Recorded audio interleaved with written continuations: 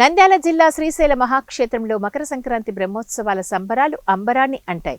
5వ రోజు భ్రమరాంబ సమేతుడైన మల్లికార్జున స్వామి రావణ వాహనాధీశులై భక్తులకు దర్శనమిచ్చారు. శ్రీశైలం ఆలయం విద్యుత్ దీపకాంతులతో మిరిమిట్లు గొలుపుతూ భక్తులను ఆకట్టుకుంది.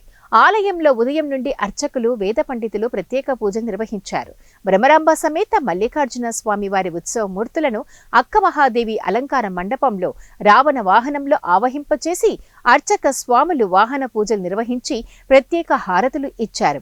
అనంతరం స్వామి అమ్మవార్ల ఉత్సవ మూర్తులను విద్యుత్ దీపకాంతుల నడుమ కన్నుల పండువగా ఆలయ ప్రదక్షిణలు గావించారు.